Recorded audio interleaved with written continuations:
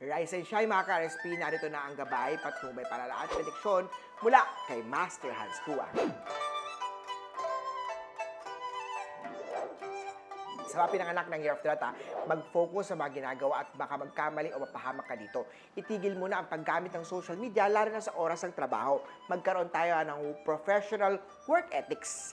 Yellow at 8 ang swerte kay Year of the Rat. Sa Oksabara, samantalahin na ang break time para magpahinga kahit konti. Huwag hayaan ang sarili na mapagod ng sobra, lalo na sa mabibigat na trabaho kung saan gamit ang pisikal na lakas. Uminom ng tubig para ma-rehydrate. Orange at 3 ang swerte kay Year of Dogs. Sa Year of Tiger naman, huwag masyado maging daring, baka ikasira ito ng mga plano. Mas mabuti ikonsulta ang mga major project sa family at astrology reading kay Master Hans. Blue at 1 ang swerte kay Year of Tiger.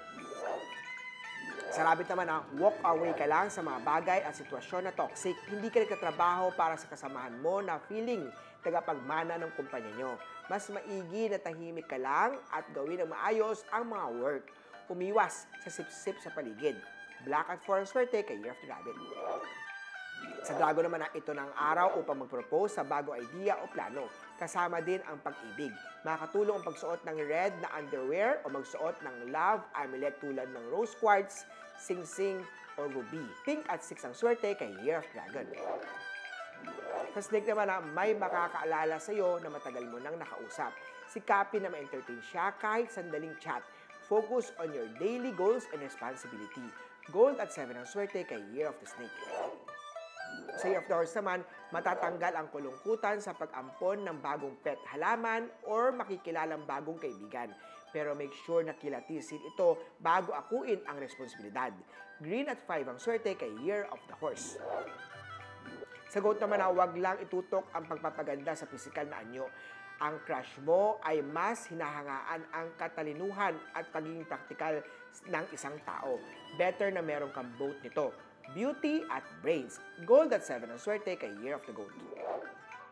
Kay Monkey naman, na hindi masamang pagsabihan ang mga inaarugang tao na maging praktikal sa buhay nila. After all, kung ikaw naman ang breadwinner o ikaw ang parte ng gastusin, kailangan mong pagkasyahin ang mga kinikita mo. Green at 1 ang swerte kay Year of the Monkey. Sa mga Year of the Rooster naman, hindi masamang pagsabihan ang pamilya pagdating sa pagiging praktikal sa buhay. Tandaan na kailangan nating magtipid at huwag puro gastos. Green at 1 ang swerte kay Year of the Rooster. Sa mga dog naman, maswerte ang pagsuot o paglagay ng rose quartz o love quartz sa pag-ibig. Mandarin ducks at mystical nut naman sa love direction. It's good na maka-attract ng pag-ibig sa buhay at magpatibay kung may existing relationship na. Red at 2 ang swerte kay Year of the Dog. Sa Year of the Pig naman, huwag ikalungkot na magtapon o pamigay ng mga lumang gamit sa bahay or workplace. Bago ka mamili ng bagong damit o gamit, alisin mo na muna ang hindi mo na nagagamit. Magpapaluwag ito ng espasyo at tutulong makapasok ng bago o positive energy sa buhay. Brown at 3 ang swerte kay Year of the Pig. Muli po ito po yung mga gabay, patnubay, palala at prediction lamang ni Master Hans Kua. Nasa inyong mga kamay nakasalalay ang inyong tagumpay. Kaya always be positive at i-claim ang mga swerte mga ka-RSP.